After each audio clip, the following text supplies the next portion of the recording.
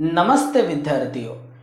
आज हम भारत के पूर्व प्रधानमंत्री अटल बिहारी वाजपेयी जी इनके द्वारा लिखी गई कविता जिसका नाम है निर्माणों के पावन युग में, इसका अध्ययन करेंगे।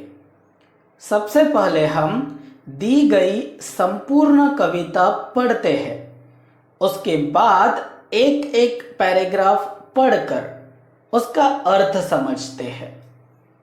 कविता है, निर्माणों के पावन युग में हम चरित्र निर्माण न भूले, स्वार्थ साधना की आंधी में वसुधा का कल्याण न भूले।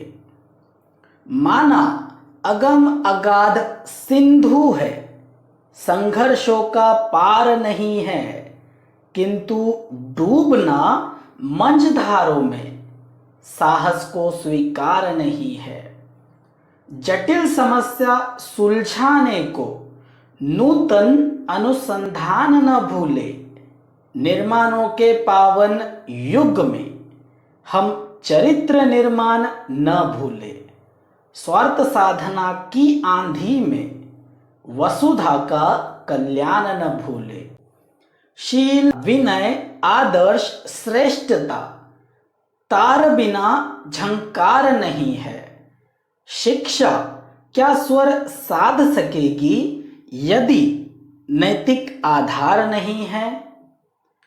कीर्ति कौमुदी की गरिमा में संस्कृति का सम्मान न भूले, निर्माणों के पावन युग में हम चरित्र निर्माण न भूले, स्वार्थ साधना की आंधी में वसुधा का कल्याण न भूले। आविष्कारों की कृतियों में यदि मानव का प्यार नहीं है, सृजनहीन विज्ञान व्यर्थ है, प्राणी का उपकार नहीं है। भौतिकता के उत्थानों में जीवन का उत्थान न भूले, निर्माणों के पावन युग में हम चरित्र निर्माण न भूले, स्वार्थ साधना की आंधी में वसुधा का कल्याण न भूले। पहले पैराग्राफ में कठिन शब्द है निर्माण। इसका अर्थ है कंस्ट्रक्शन, मैन्युफैक्चर, सृजन करना या बनाना। नेक्स्ट, चरित्र, इस शब्द का अर्थ है चाल चलन, व्यवहार। साधना अर्थात कार्य संपन्न करने की क्रिया। वसुधा अर्थात पृथ्वी। कल्याण का अर्थ है भलाई। निर्माणों के पावन युग में हम चरित्र निर्माण न भूले। कवि का कहना है कि यह युग निर्माणों का एक पवित्र युग है, अर्थात आज जो चीज हमें नजर आ रही है, कुछ समय बाद उन्हीं चीजों में बदलाव नजर आएगा। उदाहरण के लिए हम मोबाइल का ही उदाहरण देखें तो पहले के मोबाइल और अब के मोबाइल में जमीन आसमान का फर्क नजर आएगा। पहले के मोबाइल में सिर्फ 2 कैमरा हुआ करते थे, परंतु आज मोबाइल की दुनिया में हर समय नया निर्माण हो रहा है। हम गाड़ियों के संदर्भ में बात करें तो आज भी अधिकतर गाड़ियां पेट्रोल या डीजल पर ही चलती है, परंतु मार्केट में इलेक्ट्रिसिटी पर चार्ज होकर चलने वाली गाड़ियां भी आने लगी है। आज भी गाड़ियां ड्राइवर ही चलाता है, परंतु बिना ड्राइवर के भी चलने वाली गाड़ियों का टेस्ट किया जा रहा है। आज का युग निर्माणों का युग है। कुछ ना कुछ छोटे बड़े बदलाव हमें हर जगह नजर आएंगे। रेत की जमीन पर आसमान छूती बिल्डिंग नजर आएगी, समंदरों को चीरकर बनाया गया घर नजर आएगा, जमीन पर रेंगने वाली ट्रेन, हवा में दौड़ती नजर आएगी। कवि का कहना है कि आज का युग पवित्र युग है। जो निर्माण करना है वह कर लो, परंतु निर्माण सिर्फ बाहरी न होकर हमारे भीतर भी होना चाहिए। हम जो भी निर्माण कर रहे हैं वह सारे निर्माण हमारे लिए कर रहे हैं, हमारे भले के लिए कर रहे हैं। परंतु इंसान को यह याद रखना है कि अपनी भलाई के चक्कर में वह इतना स्वार्थी न बन जाए, इतना अंधा न बन जाए कि धरती का नुकसान कर बैठे। कवि हमें ये नहीं बोल रहे हैं कि आप ये मत करो, आप वो मत करो। कवि सिर्फ इतना बोल रहे हैं कि आपको जो करना है वो करो, परंतु हमारे काम की वजह से किसी का नुकसान नहीं होना चाहिए। दूसरा पैराग्राफ और उसमें कठिन शब्द है अगम। इसका अर्थ है अपार, जिसको तैर कर पार नहीं कर सकते। अगाध, जिसकी गहराई नाप नहीं सकते। सिंधु अर्थात सागर या समुद्र। पार, नदी या समुद्र का दूसरी ओर का किनारा। मंझधार अर्थात लहरों के बीचों बीच। जटिल का अर्थ है कठिन। नूतन अर्थात नया और अनुसंधान अर्थात खोज। दूसरा पैराग्राफ है माना अगम अगाध सिंधु है, संघर्षों का पार नहीं है। मान लेते हैं कि हम ऐसे समंदर में फंसे हैं जिस समंदर की गहराई हमें नहीं पता। उस समंदर को पार करने के लिए, वापस जमीन पर कदम रखने के लिए हमें कितना संघर्ष करना पड़ेगा, हमें यह तक नहीं पता। परंतु इंसान का साहस उसे उस समंदर में डूबने नहीं देगा। कवि का कहना है कि हमारा जीवन उस समंदर की तरह है। अगर हम जीने के लिए हाथ पैर नहीं मारेंगे तो वह समंदर हमें खत्म कर देगा।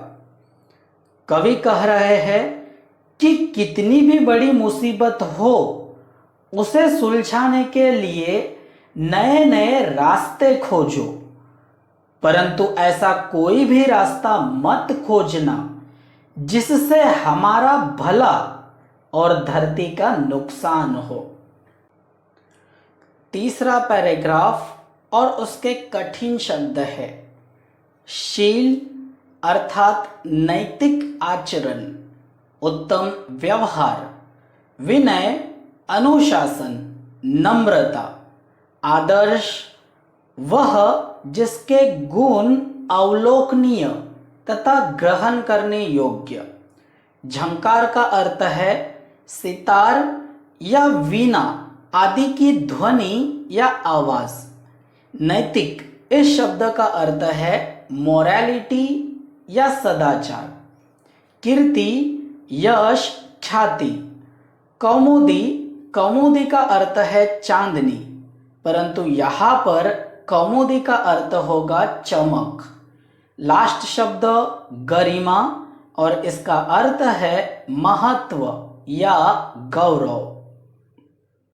पैराग्राफ है शील, विनय, आदर्श, श्रेष्ठता, तार बिना झंकार नहीं है। शिक्षा क्या स्वर साध सकेगी यदि नैतिक आधार नहीं है। शील, विनय, आदर्श और श्रेष्ठता यह क्या है? तो यह है ह्यूमन वैल्यूज। एक उत्तम व्यक्ति के अंदर, एक शिक्षित व्यक्ति के अंदर यह वैल्यूज, यह गुण होने ही चाहिए। कवि कह रहे हैं कि बिना तारों की सितार से झंकार उत्पन्न नहीं हो सकती। बिना तारों वाली सितार किसी भी काम की नहीं है। उसी तरह से इन गुणों के अभाव में, इन गुणों के ना होने से व्यक्ति अपनी सक्सेस की चमक में अपने आप का ही उद्धार करने में वह इतना खो जाएगा कि वह अपने रीति रिवाज का सम्मान करना भी भूल जाएगा। इसीलिए कुछ नया निर्माण करने से पहले हमें हमारे चरित्र का निर्माण करना चाहिए।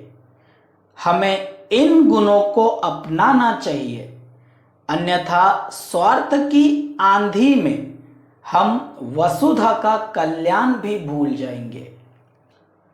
अंतिम पैराग्राफ और इसमें कठिन शब्द है आविष्कार, अर्थात क्रिएशन या इन्वेंशन, कृति, वर्क, किया हुआ कार्य या रचना। मानव का प्यार, अर्थात मानव के लिए प्यार या इंसानियत की भावना। भौतिकता, फिजिकल, मटेरियल या सांसारिक। उत्थान, अर्थात डेवलपमेंट या प्रगति। पैराग्राफ है आविष्कारों की कृतियों में यदि मानव का प्यार नहीं है, सृजनहीन विज्ञान व्यर्थ है, प्राणी का उपकार नहीं है।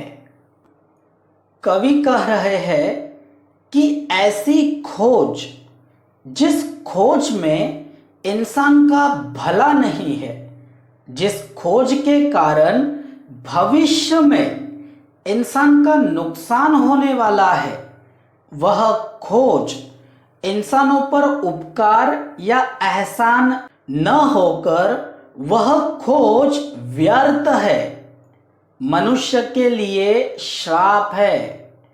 इस बात को समझना है तो हमें डॉक्टर का अपहरण यह पाठ एक बार पढ़ना चाहिए।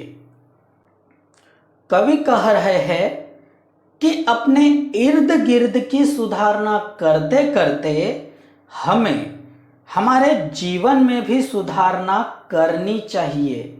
याद रखिए, हमारा रंग अलग है, हमारी जात अलग है, हमारा धर्म अलग है, परंतु हम जिस देश में रहते हैं वह देश एक है।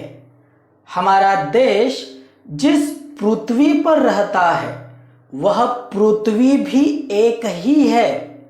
हमें हमारी सोच फर्श से अर्श तक लेकर जाना होगा, तब जाकर वसुधा का कल्याण होगा।